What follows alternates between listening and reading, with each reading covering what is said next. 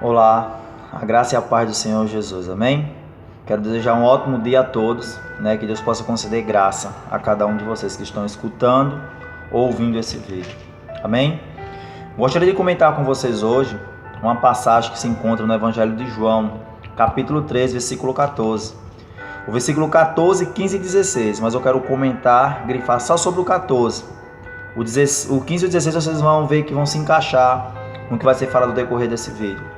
Onde vai estar escrito assim como Moisés levantou aquela serpente de metal no deserto, importa que o Filho do Homem seja levantado, para que todo aquele que nele crê não pereça, mas tenha vida eterna. Porque Deus amou o mundo de tal maneira que deu seu único Filho, para que todo aquele que nele crê não pereça, mas tenha vida eterna. Amém?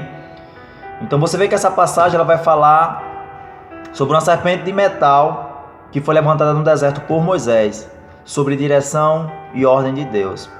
Mas por que essa serpente de metal ela foi levantada no deserto?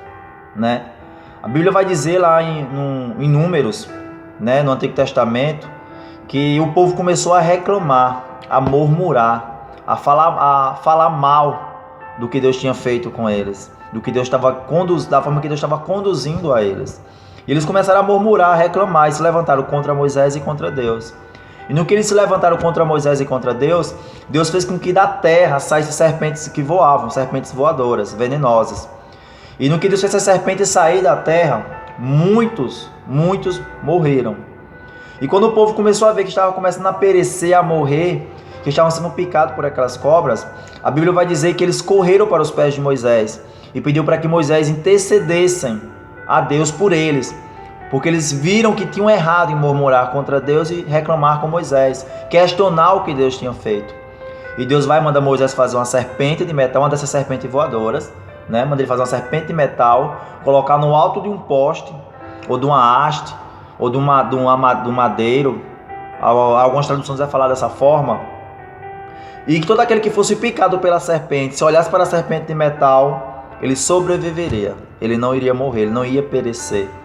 Mas eles precisariam crer, primeiro, que se eles olhassem para a serpente, eles não morreriam. Eles não tinham que recorrer para Deus, eles não tinham que recorrer para Moisés. Eles tinham que olhar para a serpente que Deus mandou Moisés fazer lá no deserto. Essas serpentes elas vão simbolizar as pessoas que se levantam contra nossas vidas, as pessoas que se levantam contra o nosso ministério, as pessoas que se levantam contra as nossas famílias, as pessoas que se levantam contra os nossos sonhos, contra os nossos projetos, a tudo aquilo que Deus colocou no nosso coração muitas das vezes.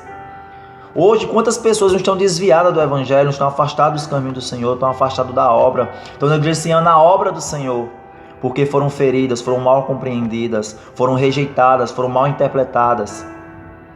Então, quantas pessoas não estão feridas aí no mundo hoje e culpam pastores, culpam líderes, culpam ovelhas, culpam membros, culpam amigos dentro da igreja por não estar seguindo. Só antes de eu terminar essa explicação para vocês, eu quero dizer que nada do que vocês fazem contra a palavra de Deus, tudo que vocês negligenciam, que vocês renunciam, que deveria alegrar o coração do Senhor, nada vai justificar no dia que Jesus voltar. Nada do que você disser vai justificar a sua negligência com a obra, a sua falta de compromisso com Deus. Entenda que a salvação ela é individual. Você vai responder pelos seus atos, pelas suas atitudes. Se você for ler Gênesis, capítulo 4, versículo 7, a Bíblia vai dizer que o pecado já está à porta, mas cabe nós dominar sobre o pecado. Foi assim que ele falou para Caim, quando Caim matou Abel. Ele viu que o semblante de Caim estava mal.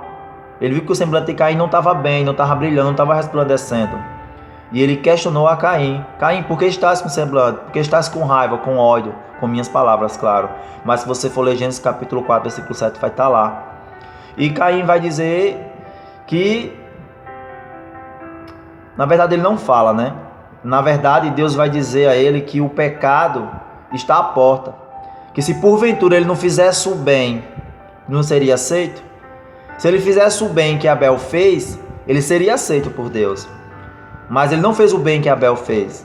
Ele quis fazer o que ele achou que era certo aos olhos dele, e não foi agradável aos olhos do Senhor. E Deus vai dizer para ele, né, que o pecado está à porta. O pecado está à porta, ele está batendo a porta. Ele está à nossa frente ali. Mas cabe nós dominarmos o pecado e não o pecado nos dominar. Como infelizmente hoje em dia existem muitos cristãos, muitas pessoas que se denominam ser crentes, ser cristãos, ser homens de Deus, quando na verdade suas atitudes, seus atos, as suas palavras, as suas conversas não condizem com isso. A Bíblia diz que o diabo, ele crê em Deus, que ele treme e estremece na presença de Deus. O tanto que o diabo crê. E olha que não tem mais solução para o diabo, não tem mais volta para o diabo. Para a gente ainda existe volta. Existe o caminho de volta, o conserto, como foi com o filho pródigo. Mas voltando à mensagem, ao que eu quero passar para vocês hoje, a Bíblia diz que aquela serpente picava o povo, e todo o povo que era picado, toda pessoa que era picada tinha que olhar para a serpente de metal, para poder sobreviver, para poder ser curado, não perecer no meio do caminho, não morrer com o veneno.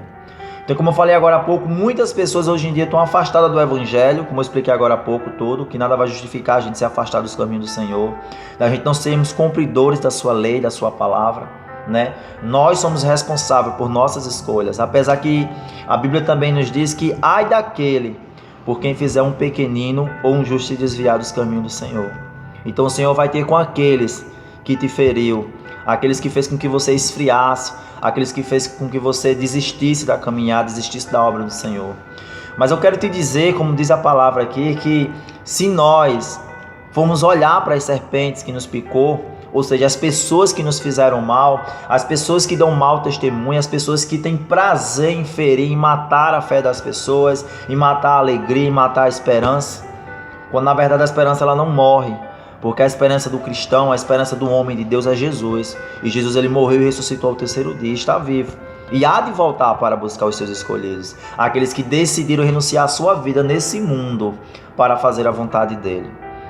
Então eu quero te dizer, se você for parar para olhar para essas pessoas que te afrontaram, que te envergonharam, que te feriram, que te magoaram, que entristeceram a tu, que fizeram com que você se afastasse dos caminhos do Senhor, eu quero dizer, se você parar para olhar para elas, você vai perecer, você vai morrer no meio do caminho.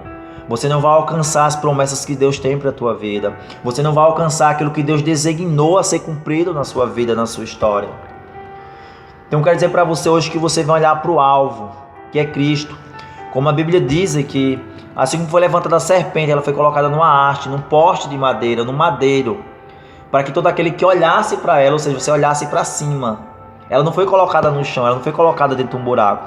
Ela foi colocada num lugar alto, num poste, numa haste, para que você pudesse olhar e ser curado.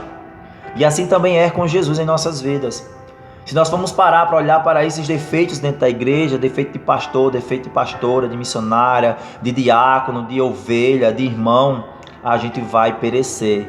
Então temos que olhar para o alvo que é Cristo. Ele é o nosso alvo. Nós temos que olhar, fixar os nossos olhos em Cristo. Cristo foi pregado no madeiro, assim como aquela serpente foi colocada no madeiro. Cristo foi crucificado numa cruz, morreu por nós, para que nós pudéssemos olhar para eles, crer que Ele irá nos curar, que Ele irá responder por nós, que Ele irá nos justificar, que Ele irá nos salvar. Como fala o 15, aqui, para que todo aquele que nele crê não pereça, mas tenha a vida eterna. Então precisamos crer, precisamos insistir, persistir, olhar para Cristo, seguir a Cristo, imitar a Cristo, sermos cumpridores da sua lei, para que nós possamos ser gerados na eternidade, para que nós possamos permanecer na presença e no dia que Ele voltar, Ele poder nos levar. Então ignore o que o mundo fez com você, ignore o que as pessoas fizeram e falaram com você. Olhe para o alvo, olhe para Cristo, pois a Bíblia diz que Ele é o caminho, a verdade e a vida. Ninguém vai ao Pai, ninguém vai ao céu, a não ser por Jesus. Ele é a ponte, Ele é o mediador entre o homem e Deus. Então creia, meu querido, minha querida, que Jesus ele pode curar as suas feridas. Jesus ele pode restaurar o seu casamento. Jesus ele pode restaurar a sua saúde. Jesus ele pode restaurar o seu ministério. Ele não tem uma nova história para você. Jeremias vai dizer que antes que fôssemos gerados no ventre de nossa mãe, Ele já tinha uma história para a gente. Ele já tinha um nome escolhido para a gente, antes que tomássemos formas no ventre de nossas mães. Ele já tinha toda uma história feita para a gente. Em seguida vai dizer que antes que viéssemos ao mundo, Ele nos consagrou e nos deu por profeta às nações. Então creia, meu irmão, que a história que Ele tem para você vai se cumprir na sua vida.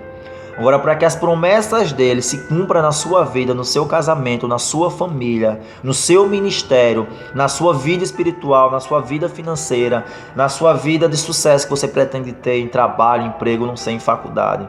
Entenda, o que ele escreveu para você vai se cumprir. Agora, para isso você precisa focar, você precisa acreditar, você precisa crer que ele é galardoador, que Ele vai fazer você chegar onde Ele quer que você chegue. Como fala o 16, porque Deus amou o mundo. Deus Ele amou o mundo de tal maneira que Ele pregou Jesus naquela cruz. Ele permitiu que Jesus fosse aquela cruz, morresse por você, para que você vivesse o melhor de Deus, para que você não se submetesse ao pecado, para que o pecado não lhe dominasse, mas para que nós dominássemos o pecado, para que nós passássemos por cima dele e vivêssemos todas as promessas, todos os sonhos, tudo aquilo que Deus decretou se cumprir na sua vida. Então creia em nome de Jesus, não desista do seu ministério, não desista da sua caminhada. A Bíblia diz que a porta é estreita e apertada é o caminho. Então não acho que vai ser fácil permanecer na casa do Senhor. Não acho que vai ser fácil permanecer nos caminhos do Senhor. Não vai, porque apertada é a porta, estreita é a porta e apertada é o caminho. E poucos são que passam por ela. Então que você possa fazer parte desse pouco nesse dia. Que você possa decidir voltar para os caminhos do Senhor. Que você possa decidir a viver o ID, a cumprir o propósito que Ele designou para a sua vida. Ele não morreu em vão naquela cruz não, querido. Ele morreu porque Ele quer que você viva o melhor nessa terra, você desfrute do melhor daqui. Ele não morreu para que nós vivêssemos da forma que nós queremos viver, da forma que nós achamos ser correto, da forma que nós julgamos ser correto. Ele morreu para que nós vivêssemos o melhor dele, para que nós vivêssemos o propósito dele naquela terra. Amém, queridos? Então que nós venhamos focar no nosso alvo, que nós venhamos prosseguir para o alvo, que é Cristo. Que nós venhamos estar olhando sempre para cima, sempre para a cruz, olhando para Cristo, que nós vamos vencer. A partir do momento que nós fixarmos nossos olhares na cruz, fixarmos em Cristo, vai ser como uma viseira, aquela viseira que os jegos, os jumentos, os cavalos usam, né? Eles não vivem olhando para a direita, nem para a esquerda e nem para trás. Eles apenas olham para frente. Para frente. Então, do jeito que uma mula, ela depende do condutor, ela depende de uma pessoa para botar para a direita, para a esquerda, para ir mais rápido, para ir devagar, para se levantar, para parar. Assim é nós. Só que quem vai nos conduzir é Cristo. Cristo ele vai estar dando toda a direção para onde a gente tem que olhar, para onde a gente tem que prosseguir. Ele vai nos conduzir ao caminho correto. Amém? Então que vocês possam meditar nessa passagem que se encontra em João capítulo 3, versículo 14, 15 e 16. Em Números capítulo 21, do versículo 1 ao 9. Amém? Espero que possa ter ajudado vocês e que vocês possam refletir nessa mensagem. Em nome do Senhor Jesus. Que Deus abençoe a todos e conceda graça a você. Amém? Fica na paz.